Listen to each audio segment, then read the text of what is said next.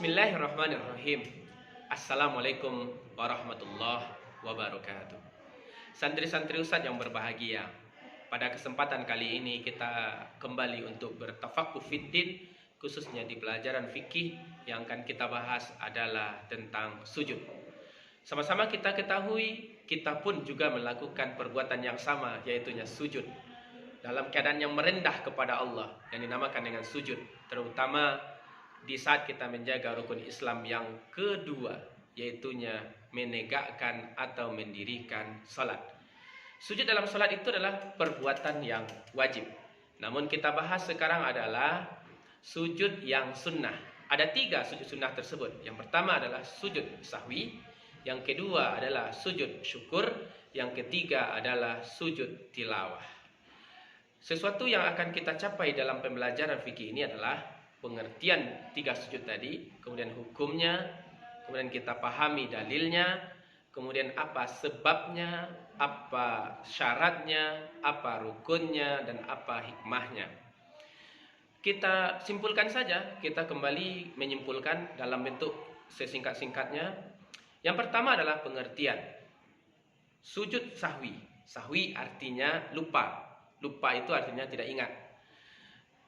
Sujud sahwi adalah sujud yang dilakukan seseorang di saat dia terlupa jumlah bilangan rakaat, atau terlupa untuk melakukan sunnah aba'at, atau ragu-ragu dengan bilangan rakaat solat, maka dilakukan sujud sahwi.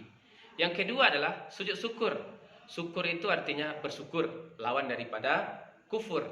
Sujud syukur adalah sujud yang dilakukan di saat seseorang mendapatkan nikmat daripada Allah, berita gembira, atau terhindar daripada musibah. Itu sujud syukur. Kemudian kita masuk ke pengertian yang ketiga, yaitu sujud tilawah. Sujud tilawah itu adalah, tilawah artinya membaca. Tala yatslu tilawatan, artinya membaca. Sujud tilawah itu adalah sujud yang dilakukan di saat seseorang membaca Al-Quran, terkhususnya adalah surat sajadah, atau seseorang yang sedang menyimak bacaan seseorang dan dia membaca ayat sajadah, maka di saat dia mendengar tersebut dia pun ikut bersujud. Ini dinamakan dengan sujud tilawah. Ini secara pengertian yang 3, sahwi, syukur, kemudian tilawah. Ketiga-tiganya adalah sama-sama sujud, tapi dalam bentuk yang berbeda. Kemudian kita lanjutkan, apa hukum ketiga sujud tadi? Sujud sahwi, sujud syukur, sujud tilawah, hukumnya adalah sunnah. Kita bahas hadis yang paling terpenting yang bisa memberikan makna kepada kita adalah hadis tentang sunnahnya sujud sahwi. Rasulullah mengatakan, di saat azan dikumandangkan oleh muazzin, apa yang terjadi? Setan lari terbirit-birit. Saking larinya terbirit-birit, dia terkentut-kentut sampai selesai azan. Kemudian dia akan kembali lagi. Dia tidak senang untuk berlari begitu saja. Dia akan kembali lagi sampai iqomah dikumandangkan. Selesai iqomah dikumandangkan, dia lari kembali ke tempat orang yang sholat tadi dan akan mengganggu. Dengan apa dia mengganggu? Mengingatkan sesuatu yang tidak diingat oleh orang di dalam sholat. Diingatkan semuanya oleh syaitan. Misalnya kunci kita hilang, uang kita hilang, kita tidak tahu di mana letaknya, atau kita lupa di mana letaknya. Diingatkan oleh syaitan. Apa yang mesti kita lakukan? Di saat kita diingatkan hal yang demikian oleh syaitan, kita harus fokus dalam ibadah salat kita. Namun ada beberapa di antara kita tidak fokus. Yang terjadi adalah ragu-ragu dalam melakukan ibadah salat. Ini rakaat yang ketiga atau keempat nih, 3 atau 4. Jika hal ini terjadi, maka di akhir salat nanti ditutup dengan sujud sahwi. Ini dalil tentang sujud sahwi. Kita lanjutkan kepada hal yang paling titik fokusnya adalah sujud tilawah. Dikatakan oleh Rasulullah, apabila anak Adam membaca ayat-ayat sajadah, kemudian dia bersujud, setan itu akan menangis. Di saat menangis tersebut, setan tadi berkata, malaikat disuruh sujud kepada Nabi Adam, mereka bersujud. maka mereka diberi surga. Sedangkan kami tidak mau bersujud kepada Nabi Adam, maka kami diberikan neraka yang panas tersebut. Jadi di sini sujud tersebut memberikan hikmah adalah untuk membuat setan menangis dalam hadis ini. Kemudian kita lanjutkan setelah dalil dari sujud tilawah, kita masuk kepada sebab-sebab sujud. Kita masuk kepada sebab sujud sahwi. Sujud sahwi tadi artinya adalah lupa. Sebabnya yang pertama adalah lupa melakukan sunnah aba'ad atau ragu-ragu dalam melakukan sunnah aba'ad. Sebagai contoh, tahiyat atau membaca sholawat dalam tahiyat, lupa-lupa atau ragu. Kemudian yang kedua adalah ragu-ragu atau dia lupa sudah melakukan ruku tadi atau belum, sudah sujud atau belum. Seharusnya sujud itu 2 kali, dia lakukan 3 kali, lupa dia. Ini sebabnya sujud sahwi. Yang ketiga adalah di saat seseorang lupa atau ragu bilangan rakaat salat, 3 atau 4 waktu dia salat zuhur, 3 atau 4, 3 atau 4. Apa yang harus dilakukan? Yang harus dilakukan adalah ambil patokan yang paling terkecil, 3. Tambah lagi salatnya, sebelum salam lakukan sujud 2 kali. Ini dinamakan dengan sujud sahwi. Sebab-sebab sujud sahwi. Mari kita lanjutkan sebab-sebab sujud syukur. Apa sebabnya? Yang pertama, mendapatkan nikmat dan karunia daripada Allah. Nikmat dan karunia daripada Allah. Contoh, dapat sesuatu yang tak terduga, maka bersyukur. Yang kedua adalah mendapat kabar gembira. Misalnya kita dapatkan keluarga kita, famili kita mendapatkan sebuah kabar gembira. Misalnya anak ante kita juara 1 tahfiz. Kita dapatkan kabar gembira. Bentuk syukur kita kepada Allah apa? Bukan hanya sekedar alhamdulillah, tapi tampakkan melalui sujud syukur. Yang ketiga adalah terhindar daripada musibah, terhindar daripada kecelakaan, terhindar daripada mara bahaya. Ini 3 sebab sujud syukur. Mari kita lanjutkan kepada sujud tilawah. Sujud tilawah memiliki 2 sebab. Yang pertama adalah membaca ayat sajadah yang 15. Yang kedua adalah mendengar ayat sajadah yang 15 yang dibaca oleh orang. Terkhusus sujud tilawah ini dilakukan bagi seseorang yang melakukan salat berjamaah, khususnya pada hari Jumat di subuh hari dilakukan sujud sajadah.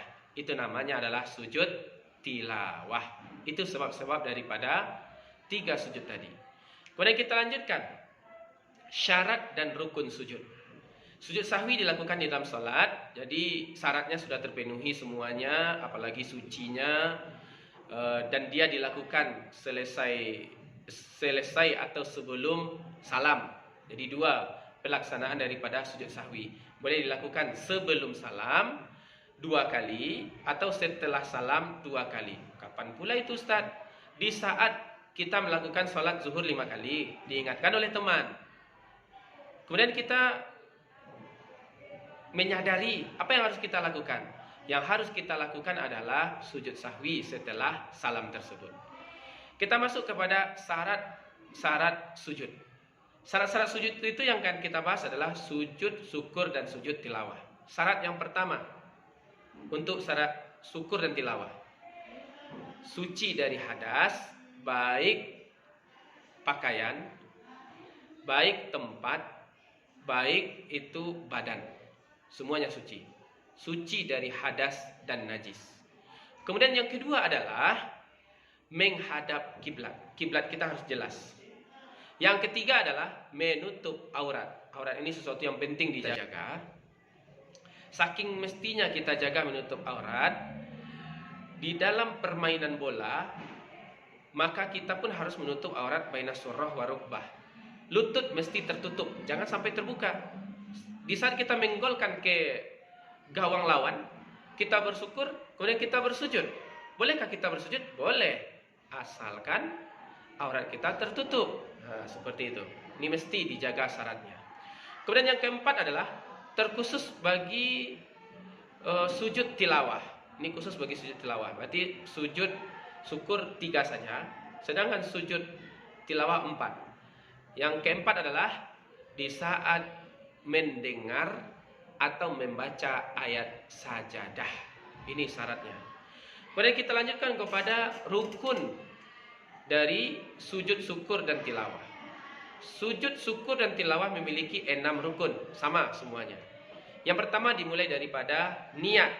Niat sujud syukur adalah nawaitu sujuda syukur lillahi ta'ala. Kemudian sujud tilawah, nawaitu sujuda tilawah lillahi ta'ala. Setelah niat, lakukan takbiratul ihram seperti salat. Takbiratul ihram seperti salat. Selesai takbiratul ihram, sujud dengan membaca doa. Setelah sujud, kita duduk. Setelah duduk tersebut, salam. Setelah salam, lakukan semuanya secara tertib. Jangan kacau balau. Tertib semuanya. Niat, takbiratul ihram, sujud, duduk, salam. Yang keenam adalah tertib. Kemudian kita lanjutkan kepada pembelajaran selanjutnya adalah bacaan doa dalam sujud. Bacaan doanya apa saja yang harus mesti kita baca. Untuk sujud sahwi, bacaan doanya adalah subhana man la yanamu wa la yasbu. Subhana man la yanamu wa la yasbu. Nih yang pertama. Adapun bacaan untuk sujud syukur dan sujud tilawah, di dalam yang masyhur bacanya sama. Walaupun ada redaksi lain dikhususkan untuk sujud syukur seperti subhanallah walhamdulillah wala ilaha illallah wallahu akbar la haula wala quwata illa billahil aliyil azim. Kita ambil yang masyhur, yaitunya bacaan yang sama dengan sujud tilawah. Apa itu? Sajada wajhiya lilladzi khalaqahu wa sawwarahu wa syaqqa sam'ahu wa basarahu bihaulihi wa quwwatihi fatabarakallahu ahsanul khaliqin. Saya ulangi sekali lagi. Sajada wajhiya lilladzi khalaqahu wa sawwarahu wa syaqqa sam'ahu bihaulihi wa quwwatihi fatabarakallahu ahsanul khaliqin. Itu bacaan doa dalam sujud syukur dan tilawah. Kita masuk kepada hikmah sujud. Yang pertama, hikmah sujud sahwi. Hikmah sujud sahwi ada beberapa poin. Menjauhkan diri dari sikap sombong dan takabur. Yang kedua adalah menumbuhkan sikap rendah diri di hadapan Allah. Rendah diri. Ini lawan daripada sombong. Yang ketiga adalah menumbuhkan kesadaran bahwasanya manusia itu adalah makhluk yang lemah. Yang keempat adalah menyadarkan bahwasanya manusia itu bisa terjatuh kepada perbuatan salah dan lupa. Jadi sujud sahwi ini memberikan hikmah yang paling besar kepada seorang manusia. Kemudian kita lanjutkan hikmah daripada sujud syukur. Yang pertama adalah mengingatkan dan mendekatkan diri kepada Allah. Sujud syukur tersebut seperti Muhammad Salah dalam permainan bola, dalam lapangan, dia bersujud, artinya dia ingat kepada Allah. Kemudian yang kedua adalah menghindarkan diri dari sikap sombong. Terhindar dari sikap sombong. Karena di saat seseorang mendapat kabar gembira itu hatinya agak menggebu-gebu. Di saat dia menggebu-gebu itu ditundukkan dengan sujud. Yang ketiga adalah menambah nikmat Allah kepada kita. Karena bersyukur itu menambah nikmat, kufur itu memberi azab. Kemudian yang keempat adalah ungkapan kepasrahan seorang hamba kepada Allah. Ungkapan kepasrahan seorang hamba kepada Allah. Kemudian yang kelima adalah membantu membuat badan menjadi sehat dan bugar. Karena anggota tubuh kita bergerak di dalam sujud tersebut.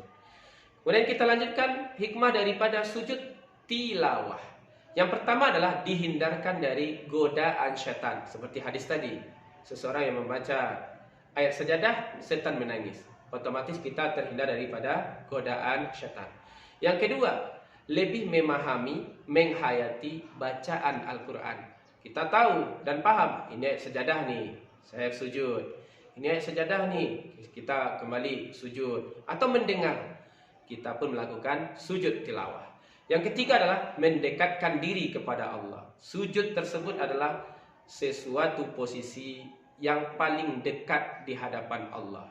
Yang keempat adalah menghindarkan diri dari sikap sombong dan takabur atau angkuh sesama manusia. Yang kelima adalah menumbuhkan rasa atau jiwa untuk membesarkan Allah di mana saja. Yang keenam adalah membuktikan ketaatan kita kepada Allah. Itu adalah hikmah-hikmah daripada sujud-sujud tersebut. Mudah-mudahan bisa kita jaga sujud-sujud tersebut, terutama sujud yang sunnah, apalagi sujud yang wajib di dalam kehidupan kita masing-masing. Wabillahi taufiq wal hidayah. Assalamualaikum warahmatullahi wabarakatuh.